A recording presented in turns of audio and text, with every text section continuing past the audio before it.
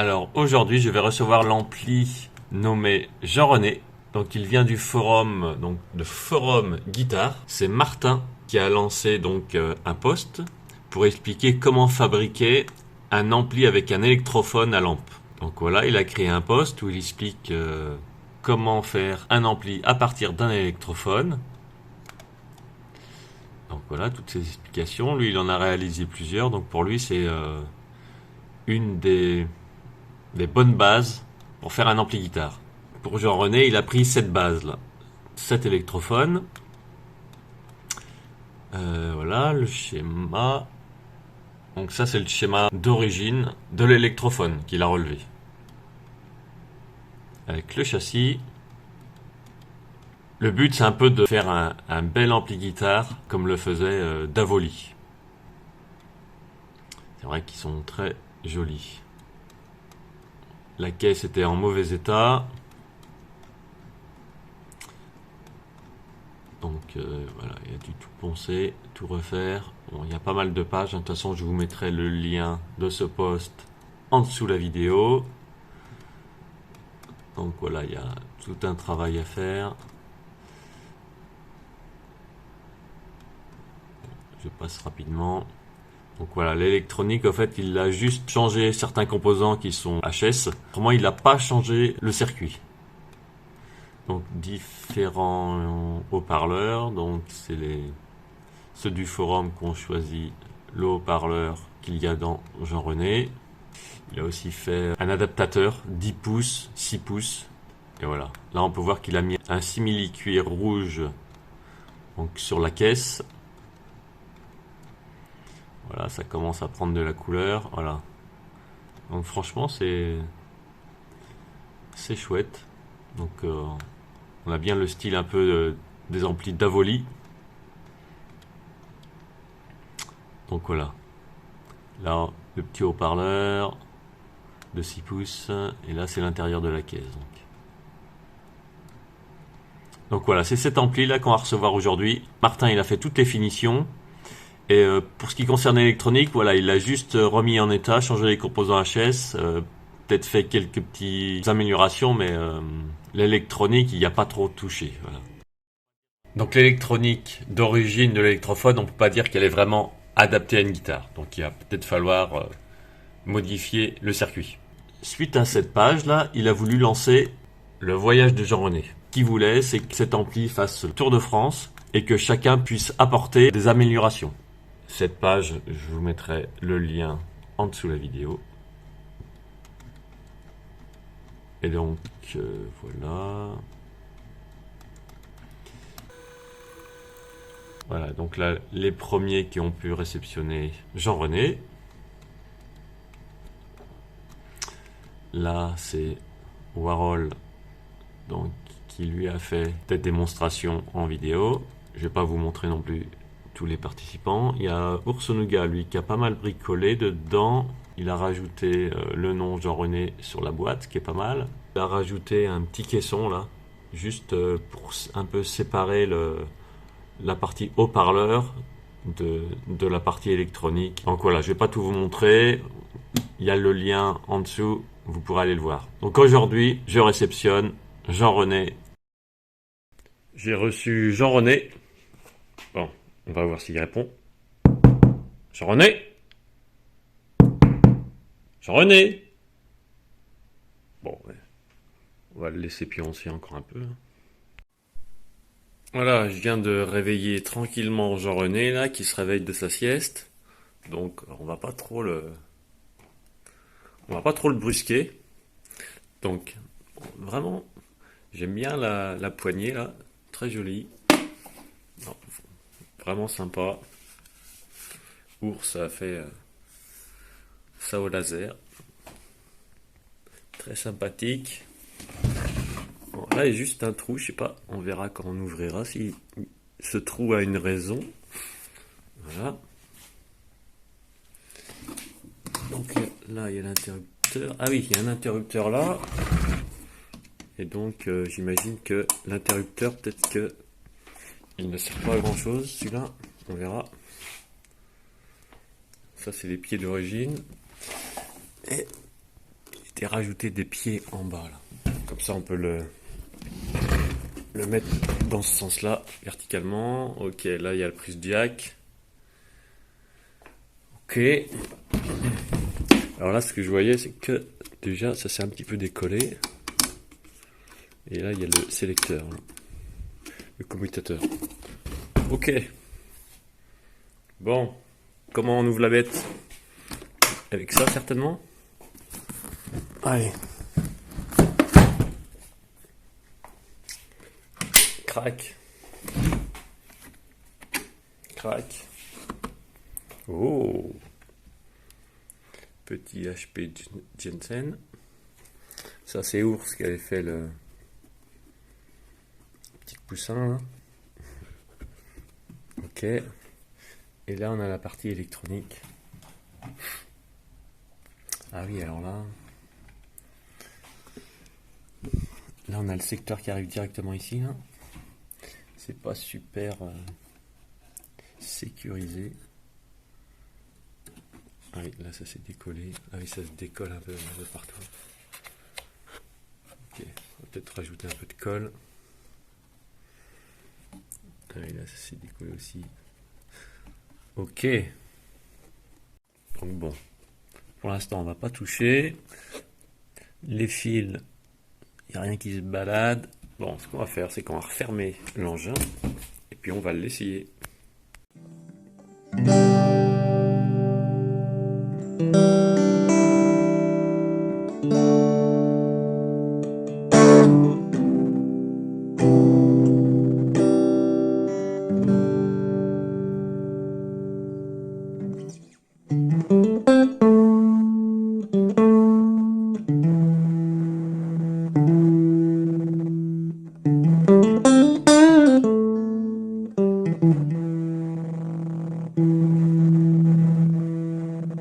Il y a quand même un souci là. C'est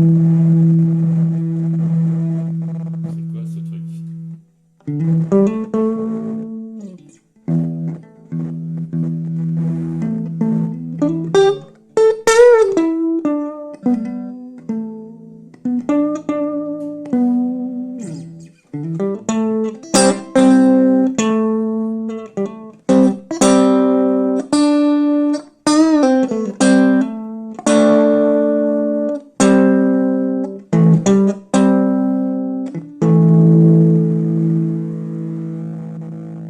Bon,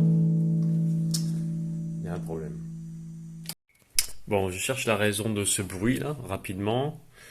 J'ai resserré toutes les vis, parce qu'en fait elles étaient desserrées. Je pense que mettre du frein filet sur toutes les vis là, ça pourrait pas faire de mal. Qu'apparemment à chaque transport ça a tendance à se dévisser, c'était vraiment desserré. Donc j'ai tout resserré, c'est vraiment un bruit qui vient du haut-parleur, j'ai l'impression. J'ai aussi resserré là les petites fiches là, et bon, ça le fait toujours. J'essaye de voir si la bobine de haut-parleur n'est pas coupée, mais bon, j'ai bien, pour un 4 ohms, j'ai 3,7 ohms.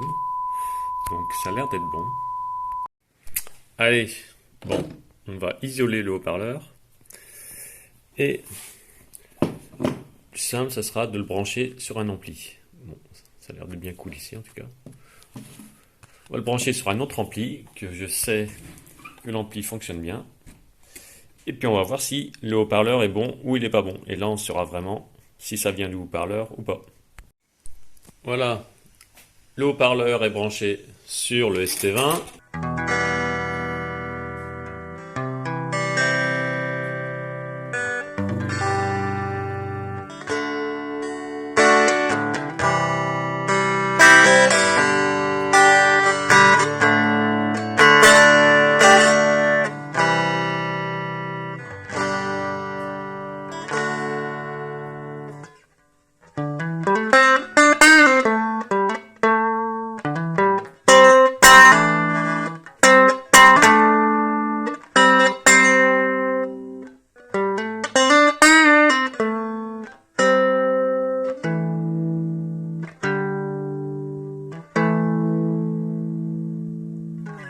Donc le haut-parleur a l'air d'être OK.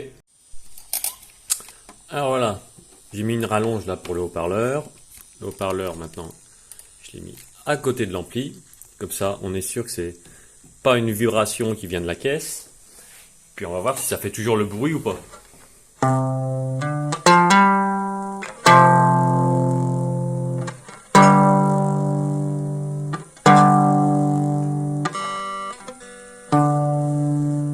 Donc il y a toujours cette espèce de bruit à la con. Donc maintenant j'ai branché mon haut-parleur, mon câble de guitare 12 pouces. Voilà, c'est plus le Jensen. Et on va voir s'il y a toujours le son ou pas.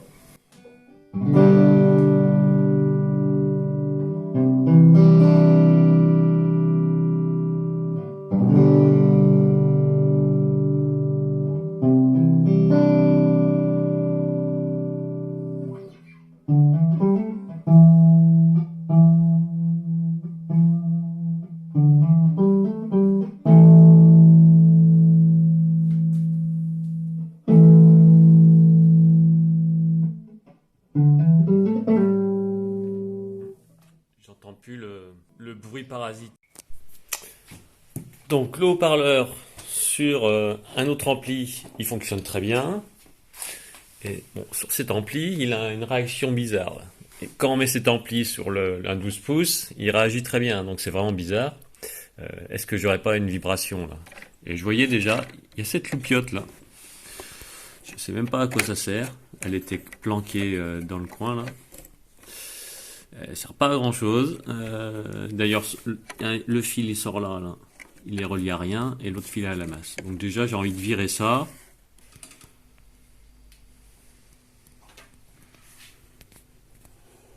Hop. Ce tube là, la 6AQ5, elle a l'air d'être un petit peu bleutée. Alors, je sais pas si on le voit vraiment en vidéo, mais je pense qu'elle a pris un peu l'air. C'est pas trop bon signe pour cette lampe. C'est vraiment dingue ce bruit. Là, je l'ai remis dans le boîtier, j'ai enlevé le caisson, j'ai pas remis. J'ai même essayé d'inverser les deux fils. Là. Les deux fils sont inversés, mais bon, ça change rien du tout. Hop, la corde de mi.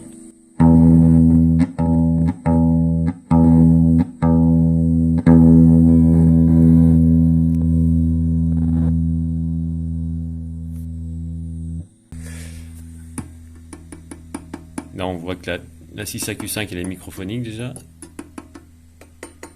puis c'est là un petit peu microphonique tout ça. J'ai changé les trois lampes, pensant que à cause de la microphonie, avec les vibrations, ça pouvait faire des bruits bizarres. Mais apparemment, ça n'a pas changé grand-chose. Voilà, là j'ai le haut-parleur dans les mains, donc il peut transmettre aucune vibration au châssis électronique ou dans la valise, donc bon.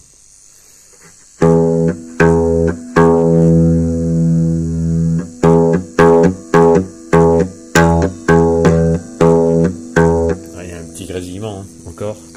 J'aimerais bien aussi changer, je sais pas. Est-ce que le fil, là, on voit qu'il y a des agrafes, est-ce que le fil, ça lui plaît pas, là, ces trucs. Les fils sont assez longs, donc je sais pas. J'aimerais bien mettre directement deux fils branchés au haut-parleur et voir s'il y a une différence ou pas. Donc voilà, j'ai essayé plusieurs haut-parleurs et à chaque fois c'est à peu près la même chose. Regardez ce que j'ai trouvé. Je sais pas si vous entendez.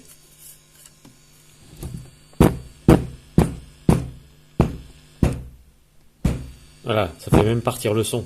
Il doit y avoir un mauvais contact quelque part.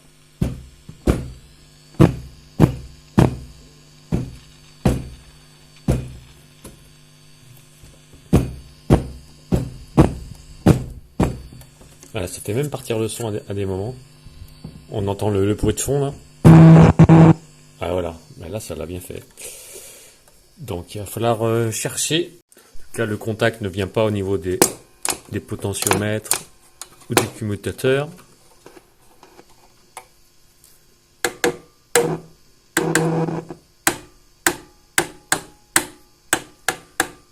Et, ah, voilà, il n'y a plus beaucoup de son là.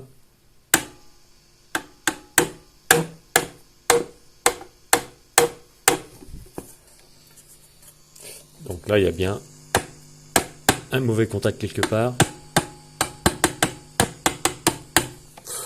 Donc voilà, bon. Il va falloir aller voir cette électronique maintenant. Maintenant que l'on a compris le problème. Principalement avec ce haut-parleur, c'est bien affreux le son.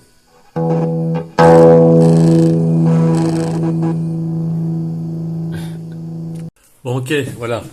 Je viens de trouver le responsable du problème. C'est cette résistance là. Ici, je pense, j'ai pas regardé, mais bon, il y a un 47 microfarads, ça va à la cathode de la 6AU6. Et donc voilà, il y avait une résistance qui était mal soudée. Donc quelquefois elle faisait contact, quelquefois elle faisait pas trop contact. Et voilà. Et puis quand elle était entre les deux, avec un mauvais contact, avec les vibrations, voilà, ça devait faire ce son, ce grésillement. Et puis voilà, cette résistance, elle est en parallèle d'une autre résistance. Donc quand elle n'y est pas, quand elle est pas soudée, cette résistance derrière là, elle fait un peu plus de 4 kg. Et si on met celle-là en parallèle, ça fait 1,5 kg. Donc c'est ce qui fait que quelquefois on avait une différence de gain, donc une différence de son dans le haut-parleur. Moi de toute façon, ce que je pensais faire, c'est refaire tout le préampli là et le faire comme le 5F2. Donc changer la lampe, je vais mettre une 6N2P EV, donc une lampe russe identique à la 12AX7, et voilà, et refaire un petit clone de 5F2, le grand classique. Donc je pense que c'est vraiment polyvalent, c'est pour tout le monde. Celui-là qui veut du clean, il aura du clean. Celui-là qui veut du crunch, il aura un peu de crunch en poussant l'ampli. Et ceux qui veulent mettre une pédale, ben voilà, c'est vraiment une bonne plateforme à pédale. Donc voilà, je pense que je vais refaire cette partie là sur le préampli. Et après je vérifierai quand même les autres étages. Voilà, l'étage de puissance. Voilà, le commutateur là, bon, je vais le changer, ce sera une tonalité. Et je regarderai aussi dans quel état pour le potentiomètre de volume. Voilà, à voir tout ça. Donc on va réfléchir.